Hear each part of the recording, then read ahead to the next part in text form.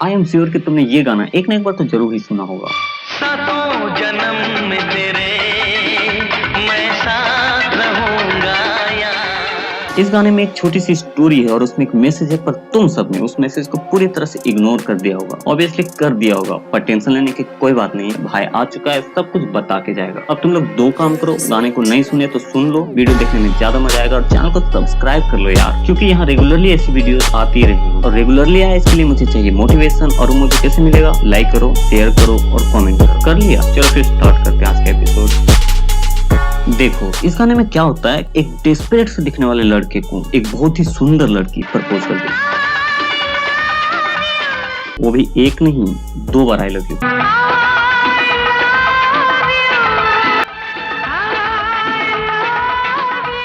अब कोई लड़के को जब कोई सुंदर लड़की सामने से प्रपोज कर दे तो तुमको क्या लगता है, उसको विश्वास हो पाएगा? क्या बात कर रहा है?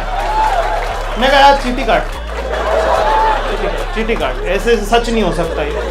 और अपना भाई पूरा खुश है, ये इतना खुश है कि इसका पैर जमीन पर रुक ही नहीं रहा, ये आकाश में उड़ उड़ कर आई लव यू बोल रहा है। वो भी एक नहीं 3-3 बार जंप कर। अब कोई लड़की जिसने खुद एक लड़के को प्रपोज किया है, उसका अपने पार्टनर से क्या एक्सपेक्टेशन रहेगा? यही कि उसके साथ वो घूमे फिरे, नाचे गाए, टाइम स्पेंड करे, उसका मन बहलाए, उसको खुश रखे। पर भाई को इस सबसे कोई फर्क नहीं पड़ रहा, उसको इस सबसे कोई लेना देना नहीं। उसको इस बात से ज्यादा टेंशन है कि वो इसके साथ 7 जन्म तक रहेगी कि नहीं, इसलिए वो उसको कन्विंस करने में लगा।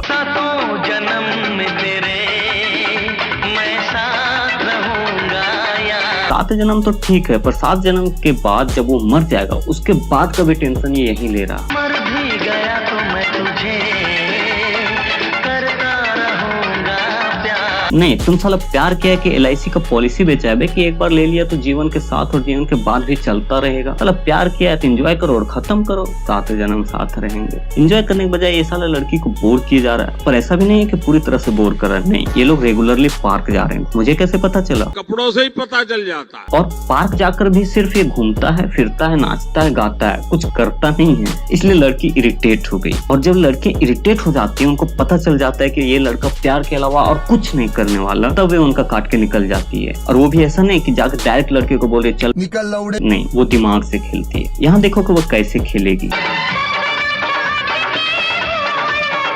मुझे पता है तुम लोगों को अभी कुछ समझ में नहीं आ रहा है कि मैं आखिर कहना क्या चाहता हूँ, तो भाई रुको जरा, सबर करो। देखो अब तुम लोग एक काम करो, गौ माता के बारे में बिल्कुल भी इमेजिन मत करो। नहीं, ये ऑफ द टॉपिक नहीं है, तुम लोगों को समझाने के लिए ये जरूरी है, ठीक है? तो इमेजिन बिल्कुल भी मत करना, और शादी गाय तो बिल्कुल भी इमेजिन मत करना, ठीक है? अभी तुम क्या कर रहे थे? ऑब्वियसली एक गाय को सोच रहे थे। क्यों? बिकॉज ऑफ रिवर्स साइकोलॉजी मैंने तुमसे वो सोचवाया जो मैंने तुम्हें सोचने को बोला भी नहीं था। लड़की भी यहाँ रिवर्स साइकोलॉजी का यूज कर रही है। ये समझने के लिए तुम फिर से सुनो कि आखिर लड़की ने एक्चुअली क्या बोला था।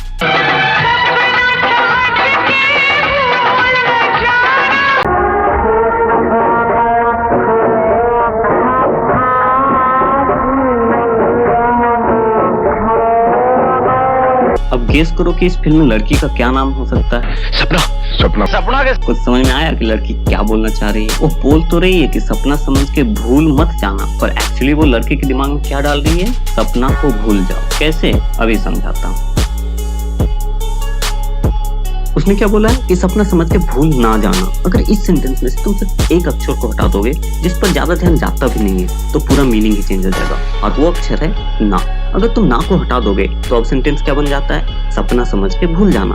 देखा, मैंने तुम्हें बोला था ना कि लड़की रिवर्स साइकोलॉजी यूज कर रही है। ये जानबूझकर ऐसा सेंटेंस बना रही है ताकि लड़के के मन में नेगेटिव विचार आने लगे। अगर ये उसको सच में भूलने को नहीं बोल रही है तो वो ऐसा भी बोल सकती थी कि मुझे भूल मत जाना, या लड़के के जवाब में ये बोल सकते थे कि हाँ मैं भी तुम्हारे साथ 7 जन्म रहूंगी, पर तुम मुझे भूल मत जाना। पर नहीं, ये ऐसा बोल ही नहीं रही है। ये अपने नाम सपना का इंटेलिजेंटली यूज करके ऐसा नेगेटिव सेंटेंस बना रही है जिससे भाई के सबकॉन्शियस माइंड में ये बैठ जाए कि उसे सपना को भूल जाना है। और सिर्फ इतना ही नहीं, पूरे गाने में तुम देखोगे तो पता चलेगा भाई सिर्फ पॉजिटिव बातें करे जा रहा है, जैसे कि 7 जन्म में तेरे साथ रहूंगा, तुम मेरी रानी हो, मैं तुम्हें शहजादी बना के रखूंगा, मर जाऊंगा तब भी तुमसे प्यार करता रहूंगा। पर लड़की ने एक बार भी ऐसा पॉजिटिव नहीं बोला, उल्टा ये सिर्फ नेगेटिव बातें करे जा रही है और लड़ने झगड़ने वाली बातें, जैसे मुझे भूल जाओ, तुमको मेरे प्यार का एहसास नहीं है, तुम मेरे प्यार से पागल हो जाओगे इसलिए मुझे भूल जाओ। लड़की ने जो नेगेटिव रायता फैलाया है उसके बारे में तो हम आगे बात करने ही वाले हैं, लेकिन लेकिन तुमको पता है कि लड़का सिर्फ पॉजिटिव और लड़की सिर्फ नेगेटिव बातें क्यों कर रही है? दोनों अपना प्रॉफिट देख रहे हैं। लड़के को पता है कि जैसा इसकी शकल है, इसको इस जन्म में तो किसी तो लड़की मिल गई है,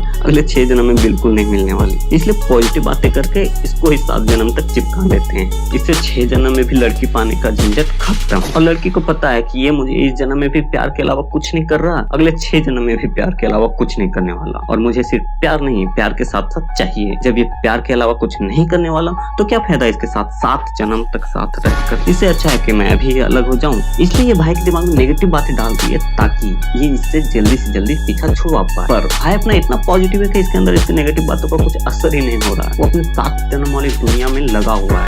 मर भी गया तो मैं तुझे करता रहूंगा प्यार। तो अब जब इसको समझ में आ जाता है कि भाई के दिमाग में इसके बातों का कुछ असर ही नहीं हो रहा है, तब ये अपनी अगली लंगड़ी चाल चल देती है।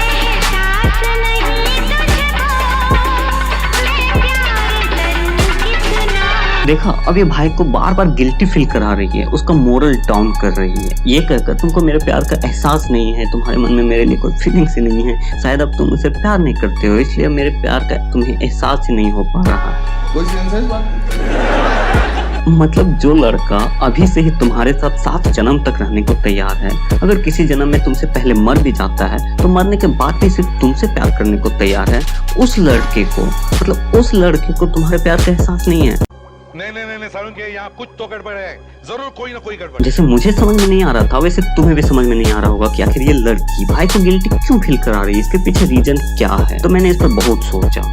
12 seconds later. तब जाकर मैं समझ पाया कि ये ऐसा इसलिए कर रही है ताकि लड़की जब भी कभी इससे ब्रेकअप करेगी, ऑब्वियसली लड़की ही करेगी, क्योंकि लड़का तो अभी से ही 7 जन्म के लिए तैयार है, तो वो तो करने से रहा। जब लड़की इससे ब्रेकअप करेगी तब भाई खुद ही गिल्टी फील कर करके जीते जी मर जाए कि साला मेरे ही अंदर कोई कमी थी जो मैं इसका प्यार को एहसास नहीं कर पाया और ये मुझे छोड़कर चली गई, मेरे ही गलतियों के कारण वो मुझे छोड़कर चली गई, वो खुद छोड़कर चली गई, ये भाई के मन में ना आ पाए, भाई की गलती के कारण वो छोड़ के चली गई, इसलिए वो उसे गिल्टी फील करा रही है। साथ ही साथ जब उसके दोस्त या उन दोनों को जानने वाले उनसे पूछेंगे कि तुमने ब्रेकअप क्यों कर लिया, तब लड़की तो सीधा बोल देगी कि यार इसको मेरे प्यार का एहसास नहीं हो रहा था, उसके मन में मेरे लिए कोई फीलिंग्स नहीं थी, इसलिए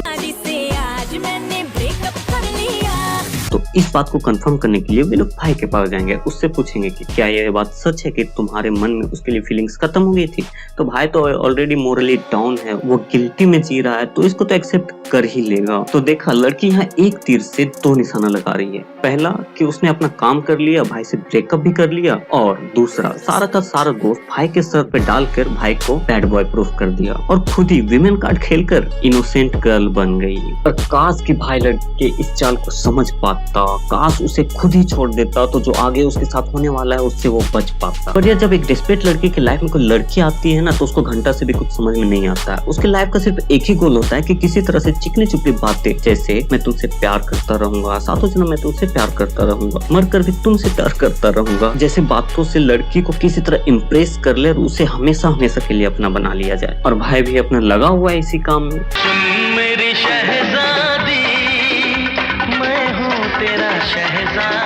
भाई का सिर्फ एक ही मकसद है कि किसी तरह से लड़की को इम्प्रेस किया जाए, पर भाई को थोड़ा ही पता है कि लड़की इन सब बातों से इम्प्रेस नहीं, उल्टा डिप्रेस एंड इरिटेट हो रही है, और वो इससे पीछे छुड़वाने के लिए इसे हिंट दे रही है कि मुझे भूल जाओ। ये नहीं माना, इसको फिर इमोशनल ब्लैकमेल करने लगी कि अभी भी वक्त है, तुम मुझे छोड़ दो, अगर मैं तुम्हें छोड़ूंगी तो सारे रिश्ते जहां में बदनाम करके छोड़ूंगी। भाई तब भी नहीं समझा, तो लड़की फाइनली अपने आशिक के साथ वो करने का सोच ली जो एक लड़की बुरे से बुरे लड़के के साथ करने के लिए भी 1000 बार सोचेगी। और 1000 से याद आया, हमारे चैनल को 1000 के माइलस्टोन तक पहुंचाना है जल्दी से जल्दी, इसके लिए तुम सब्सक्राइब कर लो यार। तो चलो लौटते हैं वापस से वीडियो में। तो उसके लिए वो 1000 बार सोचेगी। लड़की पहले से ही तो इरिटेट थी ही, पर जब उसने भाई को हिंट किया कि मुझे भूल जाओ और भाई नहीं समझ पाया, फिर उसने ब्लैकमेल करने की कोशिश की कि मुझे छोड़ दो नहीं तो बदनाम करके छोड़ूंगी, तब भी भाई नहीं माना। तो लड़की अब फ्रस्ट्रेट हो गई और इरिटेशन और फ्रस्ट्रेशन के चलते उसने भाई को धमकी दे दी।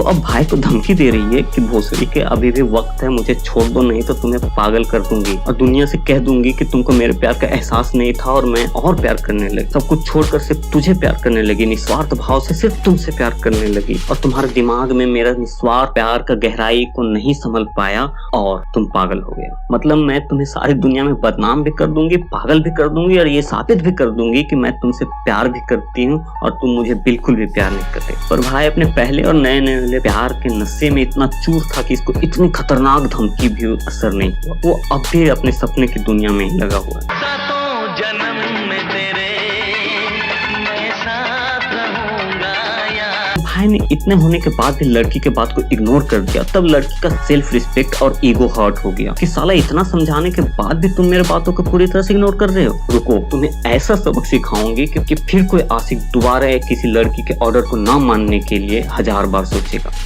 फिर 1000 से याद आ गया, सब्सक्राइब कर लो यार। देखो मुझे नहीं पता कि सलमान खान अगर एक बार जो कमिटमेंट कर दे उसके बाद वो किसी की सुनता है कि नहीं सुनता।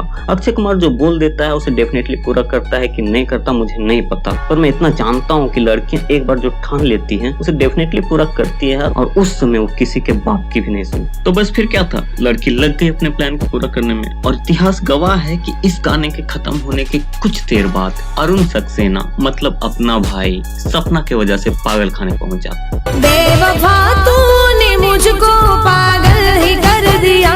तो यार आज के बाद लड़की को कभी भी अंडर एस्टिमेट मत करना। अभी देखा ना यहाँ पे क्या हुआ, उसने भाई को बदनाम भी कर दिया, पागल खाने भी भिजवा दिया और ये प्रूफ भी कर दिया कि भाई उससे बिल्कुल भी प्यार नहीं करता था और ये लड़की सिर्फ और सिर्फ भाई से प्यार करती थी और सिर्फ प्यार न मिलने की वजह से ही इनका ब्रेकअप हो गया। पर एक्चुअल में मुझे और तुम्हें पता है कि क्या नहीं मिलने की वजह से इनका ब्रेकअप हो गया था। खैर अब बात करते हैं कि हमें इस गाने से क्या सीखना चाहिए। यही कि अगर तुम किसी लड़की से प्यार करते हो तो उसको इम्प्रेस करने के लिए मैं तुम्हारे साथ 7 जन्म तक रहूंगा, मरते दम तक तुमसे प्यार करता रहूंगा मत बोलो। इन सब बातों से इम्प्रेस नहीं उल्टा डिप्रेस होती हैं और तुमसे पीछा छुड़वाने के लिए तरकीब ढूंढने लगती हैं। अगर तुम उसको सच में मतलब सच में 7 जन्म तक साथ रखना चाहते हो तो उसको इसी जन्म में बिलीव कराओ कि तुम उसको मन से, अपने धन से और पूरे तन से संतुष्ट कर दोगे।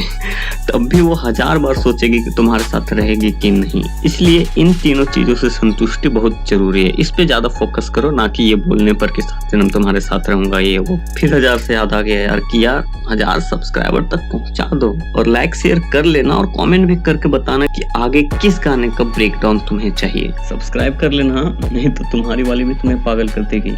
चलो तो बस फिर मिलते हैं।